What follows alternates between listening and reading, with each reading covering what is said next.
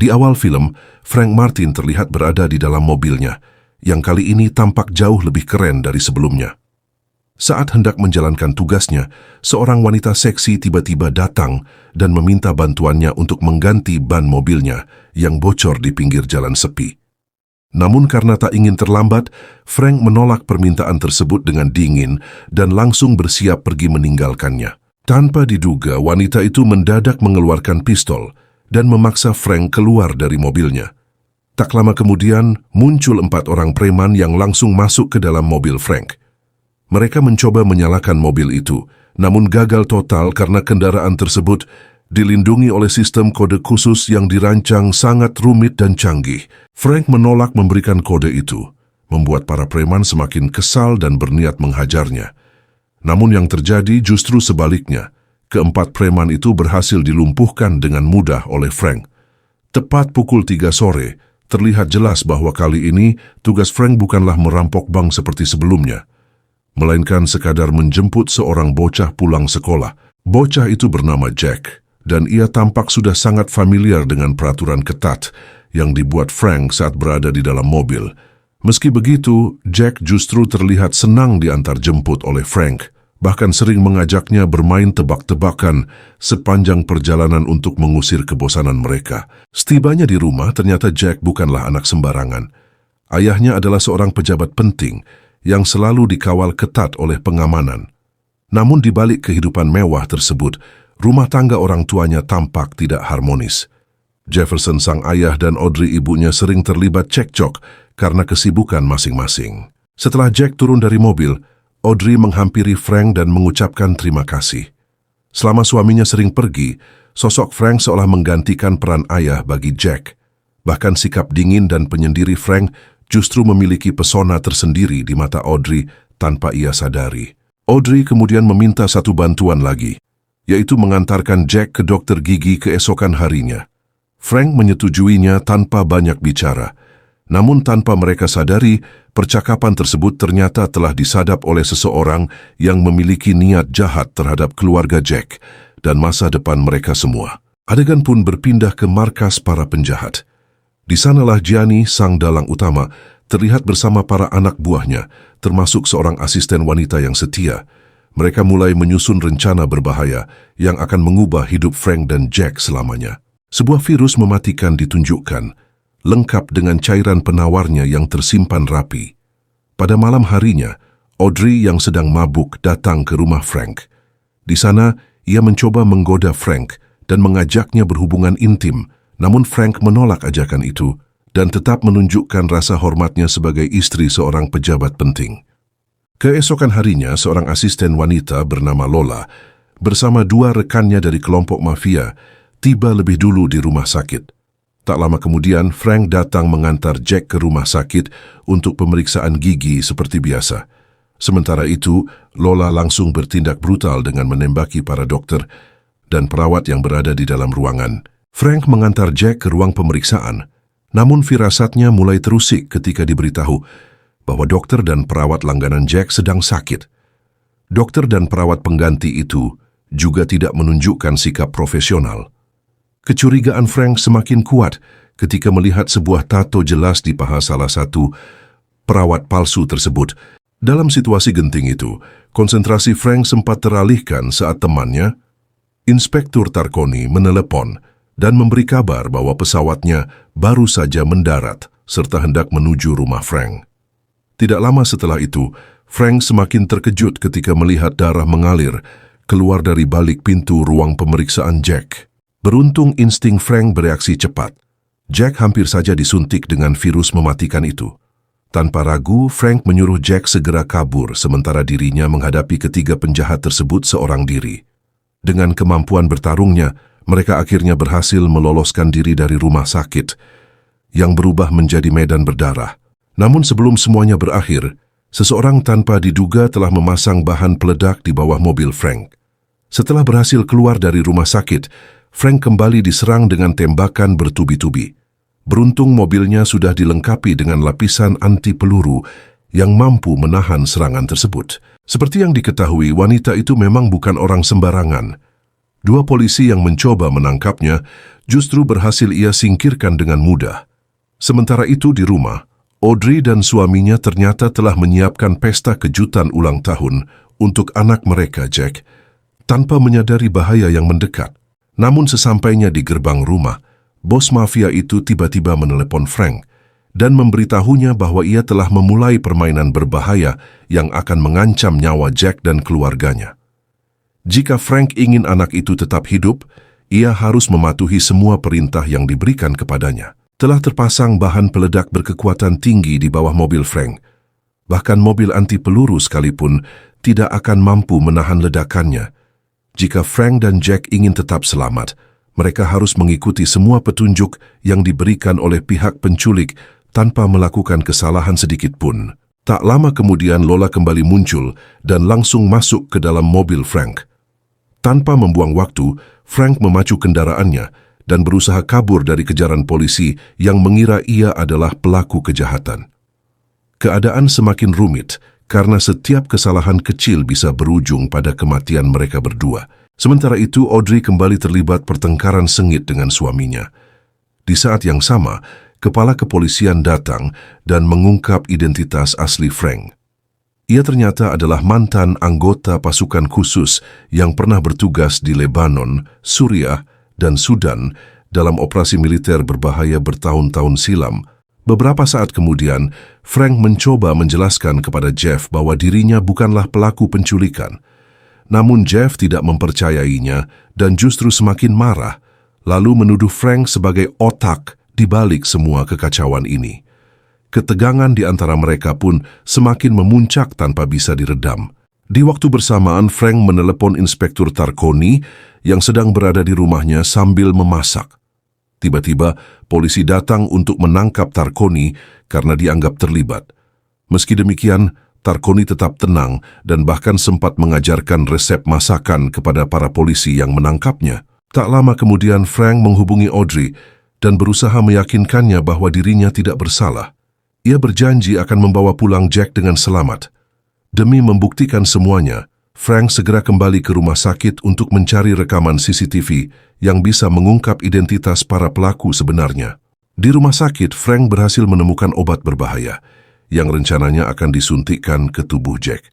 Tanpa pilihan lain, ia terpaksa melumpuhkan pelaku yang tersisa dan mengambil obat lain yang tersimpan di dalam laci sebagai bukti kejahatan yang telah direncanakan dengan rapi. Sementara itu, Jeff mulai menyiapkan uang tebusan sesuai permintaan penculik. Di sisi lain, para polisi mulai menyadari bahwa mereka telah menangkap orang yang salah, terutama setelah melihat tingkah tenang Tarconi yang sama sekali tidak mencurigakan, bahkan membantu mereka dengan ramah dan santai. Frank kembali menghubungi Tarconi dan meminta bantuannya untuk melacak identitas penjahat yang sedang ia buru. Dari hasil penyelidikan tersebut, akhirnya terungkap bahwa target utama Frank adalah seorang ahli kejahatan internasional dengan rencana yang jauh lebih besar dari sekadar penculikan biasa. Penjahat tersebut adalah seorang ahli biologi asal Rusia yang dulunya terlibat dalam pengembangan senjata biologis di sebuah laboratorium rahasia di Siberia. Setelah mengetahui lokasi persembunyiannya, Frank segera meluncur ke tempat itu tanpa membuang waktu sedikit pun. Penjahat itu mencoba melarikan diri dengan menaiki sebuah bus umum. Melihat hal tersebut, Frank langsung bergerak cepat mengejarnya menggunakan sebuah jet ski milik seorang wanita yang kebetulan berada di sekitar lokasi, tanpa mempedulikan risiko yang mungkin terjadi. Setelah berhasil menangkap pria tersebut, Frank langsung memaksanya untuk mengatakan di mana Jack berada saat ini. Namun karena pria itu menolak, Frank menyuntikkan cairan yang dikiranya virus mematikan ke pahanya, membuatnya panik seketika dan kehilangan akal sehat. Padahal suntikan tersebut hanyalah air biasa. Karena ketakutan, pria itu langsung mengikat pahanya dan berlari terbirit-birit mencari penawar. Frank pun dengan santai mengikuti dari belakang, membiarkannya tenggelam dalam rasa takut akibat kebohongan yang sengaja ia ciptakan. Sementara itu, Audrey yang diliputi rasa cemas dan ketakutan kembali terlibat adu mulut dengan suaminya. Tak lama kemudian, pihak kepolisian memberi kabar bahwa mereka telah menemukan keberadaan Jack dan akan membuka pintu menggunakan sebuah robot khusus. Namun secara tiba-tiba, robot tersebut mati mendadak. Karena merasa putus asa dan kesal, Audrey nekat berlari dan membuka pintu itu seorang diri.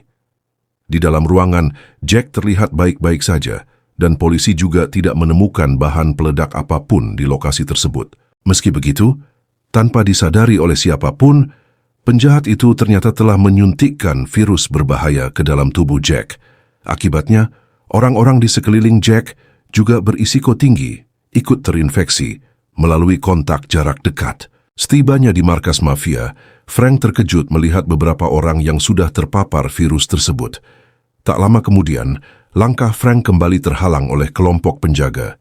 Di sisi lain, ahli biologi Rusia itu mendesak seorang dokter untuk segera menyerahkan obat penawar virus. Saat lemari es dibuka, terlihat bahwa penawar virus itu hanya tersisa 2 dosis. Diketahui bahwa virus ini sangat mudah menyebar ketika orang-orang berkumpul dalam jarak dekat. Tiba-tiba Frank muncul dan mengatakan bahwa suntikan sebelumnya hanyalah air biasa. Mendengar hal tersebut, pria itu terkejut, panik, dan kehilangan kendali. Dalam keadaan kalut, ia mencoba mengangkat senjatanya tanpa menyadari bahwa situasi kini telah sepenuhnya berbalik melawan dirinya sendiri. Sesaat kemudian, sang dokter mengaku bahwa anak tersebut telah ia suntik virus mematikan, dan waktu mereka untuk bertindak kini semakin menipis. Tak lama setelah itu, dokter tersebut melemparkan penawar sambil tersenyum licik. Frank terpaksa melompat untuk menangkapnya. Namun sayang, satu penawar yang ia kejar justru pecah saat terbentur lantai. Tanpa membuang waktu, Frank langsung berlari secepat mungkin menyusuri area pelabuhan.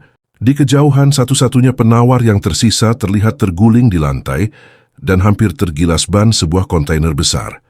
Dengan refleks cepat, Frank berhasil meraihnya tepat sebelum terlindas. Sementara itu di rumah, kondisi Jack mulai memburuk, tubuhnya melemah, dan wajahnya semakin pucat. Audrey dan Jeff pun mulai menunjukkan gejala yang sama tanpa mereka sadari. Meski tubuhnya tidak sehat, Jeff tetap bersikeras menghadiri sebuah konferensi besar yang akan disaksikan banyak orang penting. Keputusan itu justru membawa bahaya yang jauh lebih besar bagi semua orang di sekitarnya. Begitu Jeff pergi, Frank diam-diam menyelinap masuk ke rumah dan segera menyuntikkan penawar kepada Jack. Meski Jack berhasil diselamatkan, Frank tahu tugasnya belum selesai.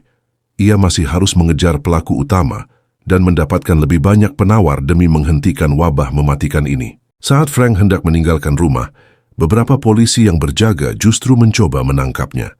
Namun hal itu bukan masalah besar. Dengan mudah, Frank melumpuhkan mereka satu persatu tanpa melukai siapapun, lalu kembali melanjutkan misinya dengan penuh tekad dan konsentrasi tinggi. Di tengah konferensi, Jeff mulai terbatuk-batuk dan besadar telah menyebarkan virus ke orang-orang di sekitarnya. Situasi berubah menjadi kacau.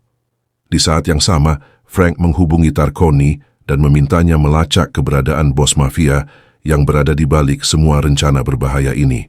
Di tempat lain, sang bos mafia dan asistennya duduk santai sambil menonton siaran langsung konferensi tersebut.